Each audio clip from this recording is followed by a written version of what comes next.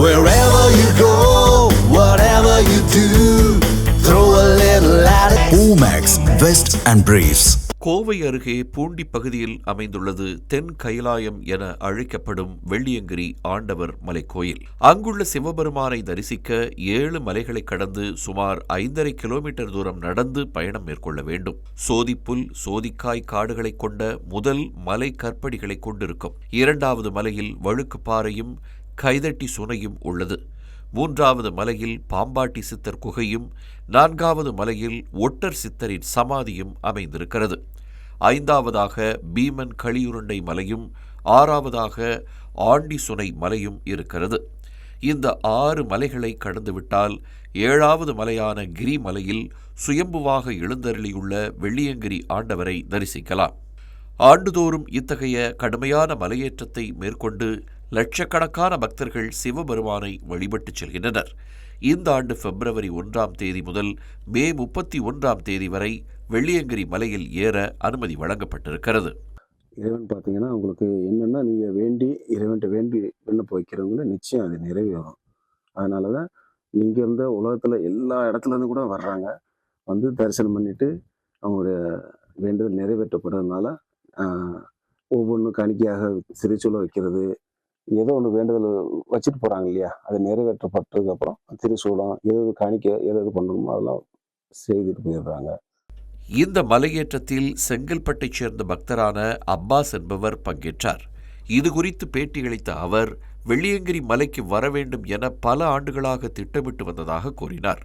வெள்ளியங்கிரி ஆண்டவரை தரிசனம் செய்தது மிகுந்த மகிழ்ச்சியையும் மன நிறைவையும் அளிப்பதாகவும் தெரிவித்தார். கிட்டத்தட்ட ஒரு 13 வருஷமாக ட்ரை பண்ண அந்த கோயிலுக்கு வரத்துக்கு, என்னால் வர முடியல. எவ்வளோ காசு இருந்தாலும் எவ்வளோ ட்ரை பண்ணி என்னால் வர முடியல. திடீர்னு நைட்டு பிளான் பண்ணோம், கிளம்பி வந்துட்டோம். வந்தோடனே கூட அந்த இதுக்கு தெரியலான பாட்டு ஏறும் போது லைஃப்ல இந்த அளவுக்கு கஷ்டப்பட்டதே கிடையாது சார். அந்த அளவுக்கு கஷ்டப்பட்டு ஏறணும். முடிஞ்ச அளவுக்கு எவ்வளோ கஷ்டப்பட்டு ஏறணும். ஏறி வந்த அப்புறம் அங்கங்கே பார்த்த விஷயம் எல்லாமே நல்லா இருந்தது. நம்மளுக்கு அந்த கஷ்டன்றது வந்து அதை சுற்றி பார்க்கும்போது அந்த விஷயம் மறந்து போச்சு. வெள்ளியங்கிரி மலையில் பெண்கள் ஏறுவதற்கு சில கட்டுப்பாடுகள் உள்ளன. 10 வயதிற்கு உட்பட்ட சிறுமிகளும் 50 வயதிற்கு மேற்பட்ட பெண்களும் மட்டும்தான் மலையேற்றத்திற்கு அனுமதிக்கப்படுவார்கள். அந்த வயதைச் சேர்ந்த பெண்கள் ஆண்டுதோறும் ஆயிரக்கணக்கில் மலையேறி வழிபாடு மேற்கொண்டு வருகிறார்கள். 8:30 மணிக்கு ஆரம்பிச்சோம். என்னால முடியல, இருந்தாலும் கஷ்டமா இருந்துச்சு. வந்தேன். 2வது மலை வரப்பவே உங்களால முடியாது அப்படின்னு சொன்னாங்க. சரி, இவ்வளவு தூரம் வந்துட்டுமே, 4வது மலைக்கும் போயிட்டேன். அங்கேயும் முடியாதுன்னு சொன்னாங்க. திரும்பி போயிடலாம்னு நினைச்சேன். அப்புறம் கஷ்டப்பட்டு ஏறி 6வது மலையை வந்த உடனே சாமியோட முகம் நல்லா தெரிஞ்சது. தெரிஞ்ச உடனே எனக்கு சாமியை கண்டிப்பா பாத்துறணும்னு ஆசையா இருந்துச்சு.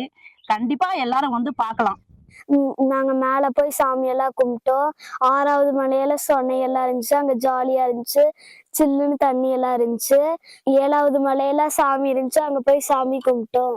வெள்ளியங்கிரி மலையேற்றமே கடினமாக உள்ள சூழலில் மலை படிக்கட்டுகளும் பாதைகளும் சிதிலமடைந்து கிடப்பது மலையேற்றத்தை மேலும் சிரமமாக்குவதாக பக்தர்கள் தெரிவிக்கின்றனர். குறிப்பாக சிறுவர் சிறுமிகளும் முதியவர்களும் அதிக இடர்பாடுகளை சந்திப்பதாக கூறும் அவர்கள் மலைப்பாதையை சீரமைத்து தர கோரிக்கை விடுத்திருக்கிறார்கள்.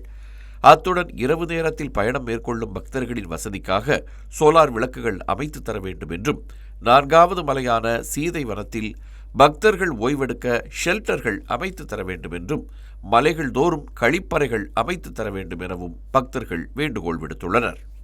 ஆண்டவன் அருள் பெற்று தற்போது இறங்கி கொண்டிருக்கிறேன்.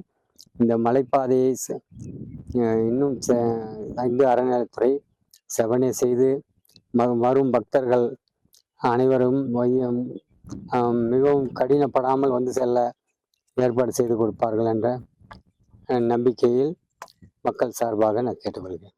ஆன்மீகம், அட்வென்ச்சர் என இரண்டுமே கலந்த பயணமாக வெள்ளியங்கிரி மலையேற்றம் உள்ளது. இந்த மலையேற்றத்தில் ஈடுபடும் பக்தர்களின் பாதுகாப்பை உறுதி செய்ய மலைப்பாதையை சீரமைத்து தருவது மிகவும் அத்தியாவசியமானது.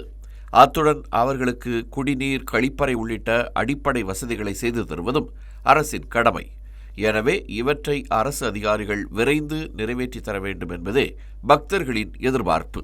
தமிழ் ஜனம் செய்திகளுக்காக திருப்பூர் செய்தியாளர் பாலசுப்ரமணியன்.